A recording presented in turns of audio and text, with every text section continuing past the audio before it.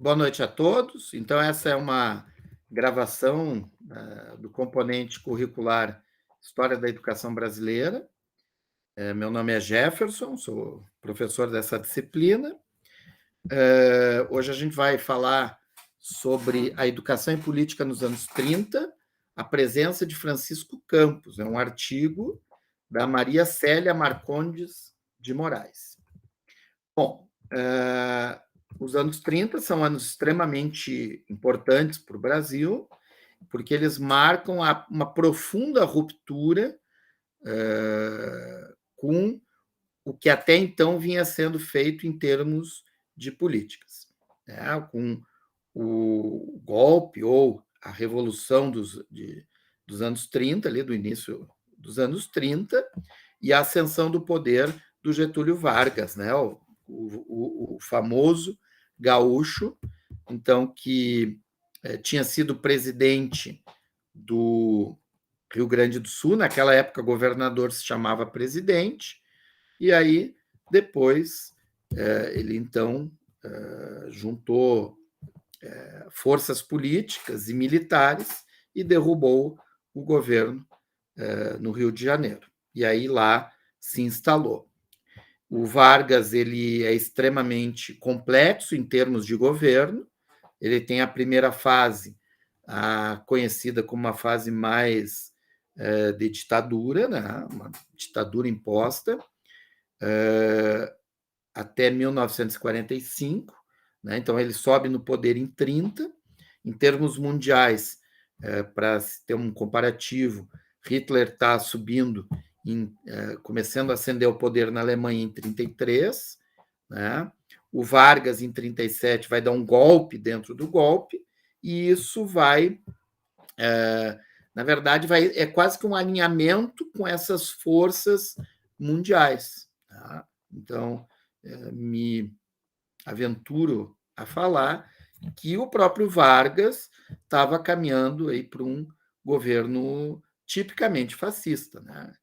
E aí sim, na sua essência da palavra, aquele em que o Estado ele controla a economia, os veículos de imprensa, né, que tem uma mão pesada. Isso aconteceu, então, na Alemanha nazista, isso aconteceu na Itália, isso aconteceu no Japão, embora chamado de imperialismo no Japão. Fascismo na Itália e nazi-fascista ou nazista na Alemanha. Na América Latina, né, se destacam o Brasil e a Argentina, com governos que a gente costuma falar de populistas, tá? Mas então que tem também nuances muito importantes. Né? Só relembrando que em 1929 tem a crise na Bolsa de Nova York, isso causa uma tremenda crise econômica mundial, com desemprego. Os Estados Unidos chegou a ter 25% de desemprego, da força de trabalho desempregados, né? E atinge, por exemplo, o Brasil, grande exportador do café. O café ele é o motor, vamos dizer assim, para manter o trabalhador em pé, né? Ele é o grande aditivo, não é aditivo, é o grande se torna, né, um animador, né, um produto que anima os trabalhadores para longas jornadas de trabalho, de 10, 12, 14 horas. Então, o que acontece? O café ele é utilizado em todas as comunidades, as sociedades que estão se industrializando fortemente. E os Estados Unidos, a principal dela. Com a crise nas indústrias, o café ele deixa de ser consumido nas quantidades até então vistas, né? As pessoas ficam mais em casa, não precisam ficar acordadas tanto tempo, então isso faz com que a demanda pelo café diminua. E aí o Brasil entra, então, numa crise muito forte em 29, o que ajuda a derrubar também o governo, né, o presidente daquele período. E o que torna possível a ascensão do Vargas. Em 1939, a Polônia ela é invadida, né? Então desencadeando então a Segunda Guerra Mundial, que vai durar até 1945, a vitória dos aliados, né? Estados Unidos, Inglaterra e França, principalmente, também a participação do Brasil. E é muito interessante que o Brasil ele entra na guerra depois de um acordo realizado com os Estados Unidos, né? Então, esse alinhamento das Américas com a América do Norte, né? Tendo os Estados Unidos como o grande capitão. Bom,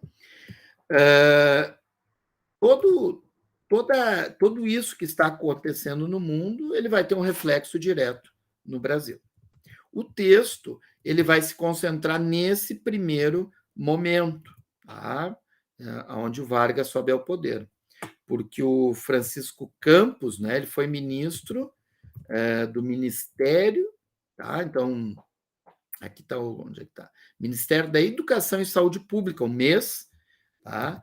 De 1930 a 1932. Então, é bem o começo, é um texto que vai, né, dar um start aí nesse período, tá? Depois a gente vai, na próxima aula, retomar essa questão. Bom, então, a Revolução de 30 vai trazer uma concentração dos vários níveis da administração pública nas mãos do Executivo Federal. Até os anos 30, a política ela é muito... o poder político ele é muito dirimido nos estados. Os estados, os entes federativos estaduais, eles têm uma força muito grande, né? Tanto que o Brasil se chamava Estados Unidos do Brasil, né? Quem olhar as cédulas antigas vai ver, então, essa denominação. É um conceito muito próximo dos Estados Unidos da América, aonde os estados eles têm uma força econômica, política, em termos de lei, muito forte, né? Por exemplo, nos Estados Unidos, tu tem pena de morte em alguns estados e nos outros tu não tem. Tá? Então, isso são decisões estaduais. No Brasil, a partir de 30, a primeira grande diferença da era Vargas vai ser essa. Ele vai concentrar o poder no governo federal, estando ele à frente. Então, ele vai ter um controle maior sobre as políticas econômicas e sociais nesse período. Tá? Ele vai criar um programa de reconstrução nacional, né? E ele vai trabalhar fortemente no que ele chama de nacionalização do país, de diminuir as diferenças culturais, políticas, econômicas dos estados, né? Fazendo intervenções mais pontuais. Tá? A educação para o Vargas e para o Francisco Campos é vista como um caminho indispensável para esse projeto nacional de longo alcance. Tá? Esse projeto de modernização e desenvolvimento econômico. Então, nessa concepção, se eu quero ter um projeto de modernização econômica, social, política, cultural, eu preciso começar pela educação. A educação, ela se torna a base dessas mudanças. Por isso, né, a importância de se entender essa mudança educacional nesse período. O campo educacional, para eles, né, o Vargas e o Campos, se constitui em mediação privilegiada para a estratégia política mais ampla de construção no país de um Estado nacional forte, centralizador e intervencionista. Então, essa é a diferença mais importante. O Ministério da Educação e Saúde Pública ele é criado no final dos anos 30, em 14 de novembro, né, de 1930. A partir, então, da nomeação do Francisco Campos como ministro, se dá o início de um processo no qual o Estado define sua competência no campo específico da educação, colocando sob o seu poder um indispensável meio de controle e persuasão. Então, o Estado, a partir desse conjunto, né, de normativas, ele vai conseguir mostrar qual é o caminho que ele deseja, que esse governo, então, deseja seguir. E é importante, claro, se destacar que, como é um governo ditatorial, porque a gente nunca pode esquecer disso, né? E a gente esquece, falam, só lembram do Vargas, pai dos pobres, que é o segundo mandato dele, né? Ou quando os aliados ganham e tal, mas esquecem que o primeiro período e o mais longo, ele e se coloca numa figura de ditador. Tá? Então, ele pontua, ele faz. Então, não há um processo de discussão democrática como se conhece hoje, né? Do qual a gente vive e ainda vive hoje. Até então, os modelos nacionais na educação não obrigavam os estados da federação a adotar as regras nacionais. Tu tinha, né, se tinha alguns parâmetros, né, e do qual os estados deveriam se delinear, mas não havia uma intervenção, não havia uma proposição obrigatória. Tá? A partir do Vargas, não. A partir do Vargas vai se ter, né, algo muito mais peremptório. Tá? Pela primeira vez na história da educação brasileira, uma reforma se aplica a vários níveis de ensino e o objetivo é alcançar o país como um todo. O ensino primário ele tinha uma importância fundamental, vai aparecer nos discursos do Vargas e do Campos, mas não se manteve fora da responsabilidade, mas se manteve fora da responsabilidade direta do governo federal. Né? Embora no discurso se colocasse que o ensino fundamental seria extremamente importante, ainda assim se colocou a cargo dos municípios e dos estados. Tá? O governo colocou algumas regras, mas não tomou para si essa intervenção mais direta, que ele vai fazer, que o governo federal, na era Vargas, vai fazer com o ensino médio e as universidades. Tá? Essas reformas, elas se caracterizam, então, como centralizadoras e coercitivas, né? Algumas competências que o texto estabelece, centralização de todos os assuntos da administração federal relacionados com o desenvolvimento intelectual e moral, a direção geral e fiscalização de todos os serviços concernentes à educação. Então, é importante, né, o estabelecimento de hierarquias em que, através dessas hierarquias, se pode controlar, né, as micro-unidades. Né? Então, o Ministério, coordenadorias, delegacias, para até então chegar lá na escola. O preparo era através, então, do Ministério esse, recém-criado, que se preparava, expedia e publicava todos os atos, não mais permitindo, assim, atos que pudessem ser emitidos por outros entes. Os decretos que efetivaram as chamadas reformas do Francisco Campos na educação foram o primeiro deles, decreto 19.850, de 1931, que criou o Conselho Nacional de Educação. Veja a importância, então, já a criação desse Conselho Nacional, né? Para se discutir, para se falar, para se pensar em termos de políticas públicas para a educação. Tá? Embora a decisão sempre vai continuar com o ministro. Tá? Então, o conselho é um apoio a esse ministro. o decreto 19.851, que dispõe sobre a organização do ensino superior no Brasil e adota o regime universitário, que vai impactar diretamente nas universidades. O decreto 19.852, que dispôs sobre a organização da Universidade do Rio de Janeiro, né, que é diretamente vinculada ao governo federal. O 19.890, que dispõe sobre a organização do ensino secundário. O decreto 19.941, que institui o ensino religioso como matéria facultativa nas escolas públicas do país, né? E aqui é importante, porque a maior parte das escolas, elas eram escolas confessionárias, né?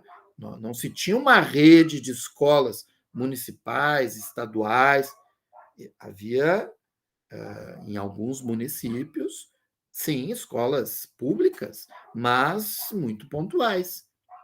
E a gente não pode esquecer que a maior parte da população, no início dos anos 30, né, ela, em torno de 75% a 85% da população era moradora da zona rural.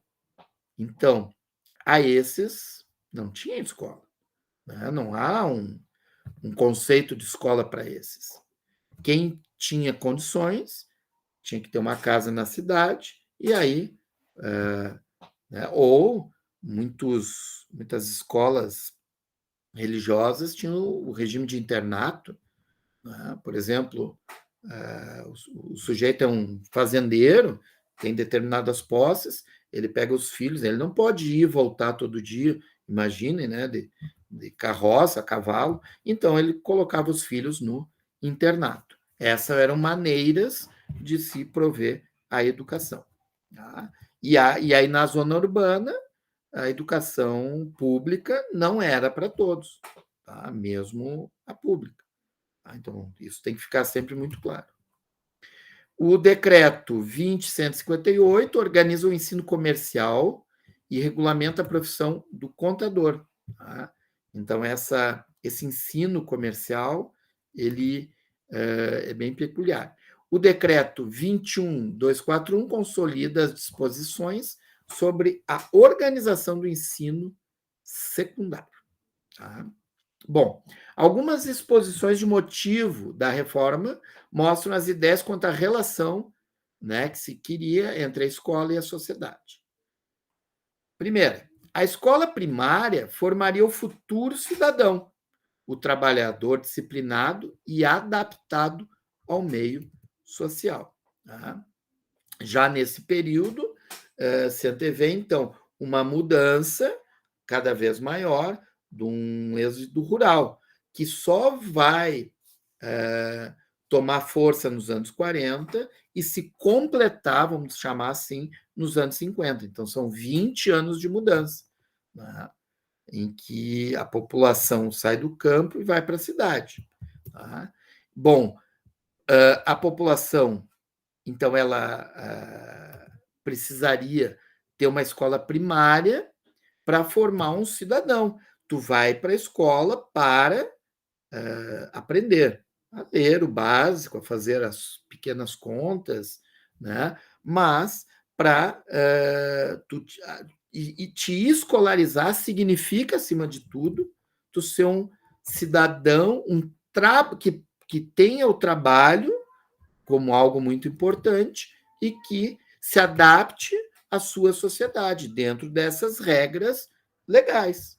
Tá? Então, isso é algo extremamente, né, vamos dizer assim, chamar conservador, no sentido da palavra, mas é algo bem típico desse período. E a gente não pode olhar, né, essa concepção com os olhos de hoje sem fazer essa análise de entender o contexto da época. Segunda, a universidade seria destinada à formação das elites, né? Que se acreditava que era uma inteligente solução que dependeria o futuro das instituições políticas.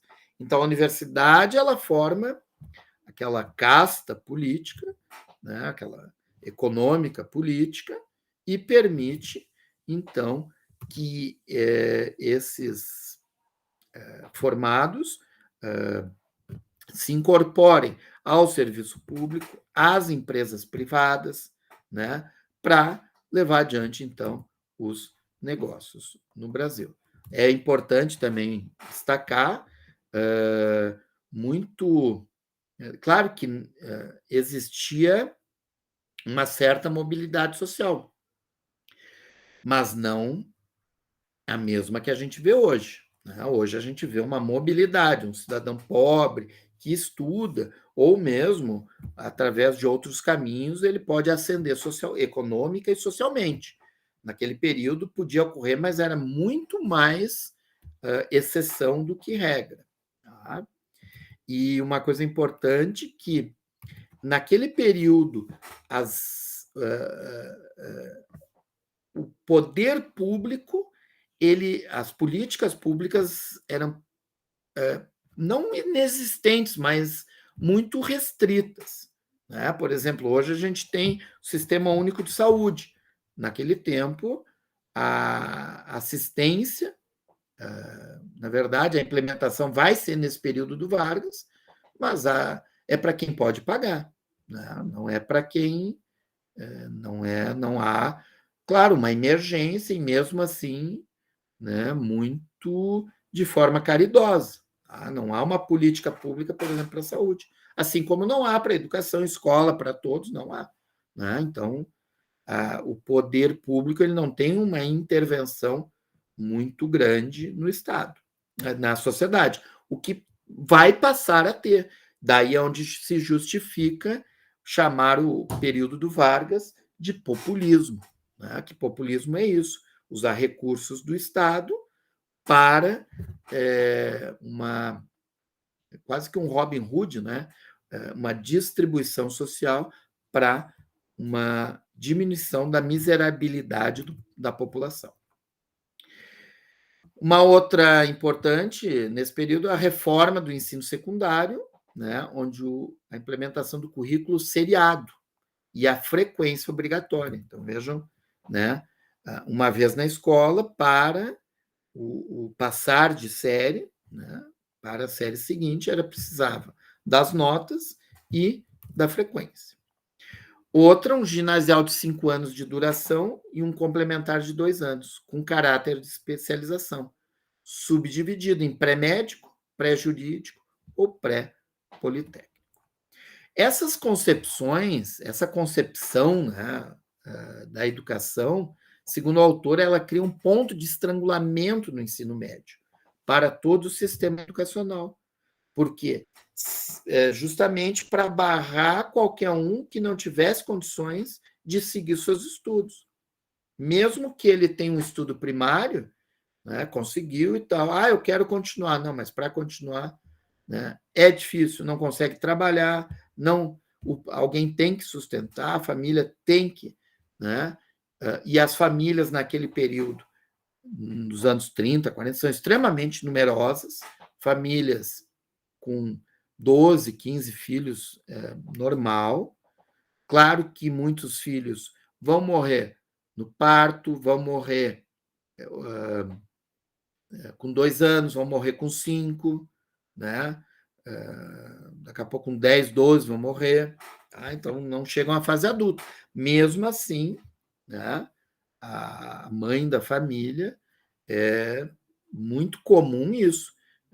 Nasceu, engravida, 9 meses, nasce, um pouco período, já nasce, entende? Quanto tivesse na sua fertilidade, teria filhos. Tá?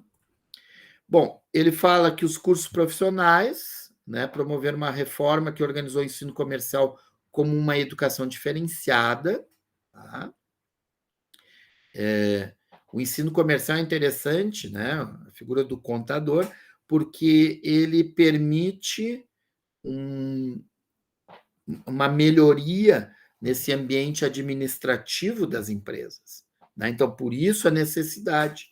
Os anos 30, né, também é importante, eles são aquele período em que não só a população começa a sair do campo para a cidade, como a industrialização vem muito forte, e com ela a necessidade, né, de práticas administrativas e, em decorrência, contábeis. Então, a figura dos contadores é extremamente... E aí tu tem que formar contador. Aonde é que tu forma? Não pode esperar, nem tem, acho, faculdade, né, de contabilidade. Tem que formar no ensino secundário, ali no ensino técnico, né?